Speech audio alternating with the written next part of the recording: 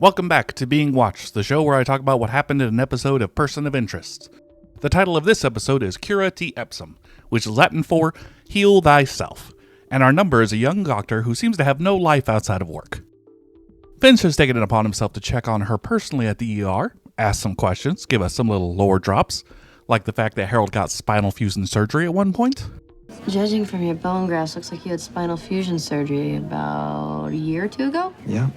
He tries to get some pain medication from the doctor, and it's not clear if he actually wants it or if he's checking to see if she's a shady doctor. No dice, she won't help him. She's pretty clean, really. For some reason, she's clocking out from her long shift and heading to the club, alone, and spending most of the time at the bar, shrugging off suitors. Bizarre behavior, and John is a little overzealous when he spots some douchebag hitting on her who appears to have a gun, and pushes his ass into the bathroom only to discover the stork has stashed his cell phone in some kind of bandolier? Not even sure what this is. Not sure why this is in the episode. Had to fill like 60 seconds of tape, I guess.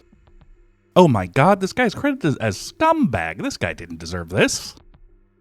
John recognizes a guy at the club and steals his driver's license so he can snoop. Feels like he might have noticed his driver's license is missing. I mean, yes, this guy is a rapist. Does Benton have a record? Technically, no, but there are a string of accusations against him. Stalking, harassment, sexual assault. But that's no excuse to force him to get a new license, man. Maybe he returned it when he broke into his house, which we need to talk about this. It's like a sizable studio with an upstairs, which we never see, but he's made some real choices of decor. The family crest with a big gnarly stain on it from where he tossed a beer at it, some monogram pillows that John is not a fan of, and this painting that I'm going to assume is a gift because otherwise that's an insane thing to commission. After snooping, they begin to suspect this man has made Dr. Tillman his next target, but after she starts flirting with Mr. Benton, they realize that he isn't stalking her, she's stalking him. She had a sister who was a victim of this dirtbag, and she's fixated on making him pay, having gone through the effort of purchasing just so much lie. She's really going through this, as we have multiple scenes where John just talks to her, tries to feel her out, figure out what she's planning and why. It's a real solid performance. Linda Cardellini is great. She rocks. She played Velma in the first live-action Scooby-Doo movie. Hot Dog Water and Mysteries Incorporated. She's Hawkeye's wife. Wendy Corduroy. She works hard. She was a Freaks and Geeks. Impressive. Love it. She won a fireplace on The Price is Right. We also get some business with Fusco, who continues to hate every moment of his stinking life under the thumb of John Reese. He's playing hockey with his boy when he's approached by some gang members who decided that all that business in episode 1, which is hopefully still there, they decided Fusco is going to pay them back for the drugs he stole. $1 million. Fusco doesn't have $1 million. Being a grunt for a gang of corrupt cops barely pays better than the job itself. Don't know how much better, seeing the wage of an NYPD detective in 2011 was $118,000. I know it's New York, but like, come on, man, you could have handled your finances better. This was not worth the trouble. So Fusco is screwed, and he goes to John for help, because if he's going to be an informant for a vigilante superhero, he could stand to have some benefits. John is an ass about it. I do a lot of things for you. You want me to keep doing them? You gotta protect me. You gotta take these guys out. So I'm working for you now? Lots of crooked cops in this town, Lionel. Not gonna be hard to find another one just as useful as you. With less baggage. The report, please. I did say please. Just a real dick. Not only does he not help, he makes Fusco's situation worse by tagging along to beat up a bunch of drug dealers during one of those long goals that was all the rage back then.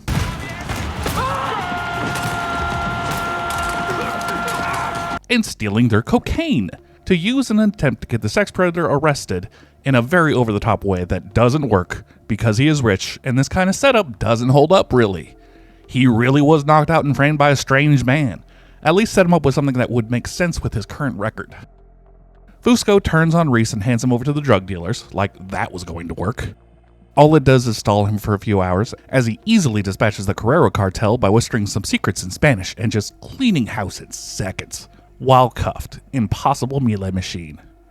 He threatens them and they will just no longer be a problem, then turns to Fusco and tells him that he's being reassigned. He's blackmailed some captain to get Fusco moved to the desk directly across from Carter so he can keep an eye on her, because she is still very obsessed with the guy in the suit. I didn't know this was just something a homicide detective could do. Just take on her own private project where she's hunting down some chaos agent that keeps exploding in violence across the city, but almost always non-lethally, so outside of her assignment range. She doesn't know about Stills, the one person John has murdered so far. And while yes, this vigilante should not be roaming the streets, that is not the job of a homicide detective. Whatever. They treated her like a consulting detective who can choose her own work, so we'll just treat her that way too. She's going over the footage from last episode, the evidence room robbery, and notices the sweet whispers between our two leads. She's able to get a hold of Finch's cover identity, Mr. Bardet, a paralegal, which has Finch playing along, pretending he's just a scared little guy. He knows nothing about that man he has purposely sought out to help him stop murders predicted by the oracle he created. I think he does a pretty good job. Michael Emerson is good at being a little guy who knows too much but is pretending not to. He's just so weaselly, like you just don't trust him on principle, in case he's evil, you know? He could be. He could be the literal devil. You don't know. Anyway, Harold is nervous about Carter and Fusco. He wants John to handle it, while also making sure our Dr. Tillman doesn't kill the rapey bank guy. He's so bossy. Now she's moving away from the hospital. I'm on it. Whatever you do, do it quick. She's headed toward Benton's loft. Oh, fuck. While John was distracted by the cartel, she snuck into Mr. Benton's home, drugged him, locked him in a van, and started driving out to the house she owns with all the lie in it. She luckily stops for dinner, where John intercepts her and tells her that she should probably bail on her plan. She isn't going to like being a murderer, she's a good person, yada yada yada. Just go home, I'll take care of the guy in the van. She gives him the keys, and he takes him to the house with a lie in it, and has a conversation with Mr. Benton, basically spilling that he stopped a good person from killing him, but he's not a good person, and he would like to hear from Mr. Benton why he shouldn't follow through. Just saying, there's a closet full of lie right over there. Please, you don't want to do something that you're going to regret. Which do you think I'll regret more? Letting you live, or letting you die? Andrew, help me make a good decision. And then it just cuts. I don't think we even find out how that ended. He probably killed him. I'm counting it. John Reese, body count 2. This is purely counting the murders since getting his yellow box club, the moment he learned about the machine and the pilot. He has definitely killed before now, possibly in the hundreds. Like, he's trained in non-lethal combat, sure, but you only get there with lots of practice. Next time, a judge's son is kidnapped by the New York branch of an Eastern European criminal empire, and John volunteers himself as a hostage negotiation expert and shuts down another gang.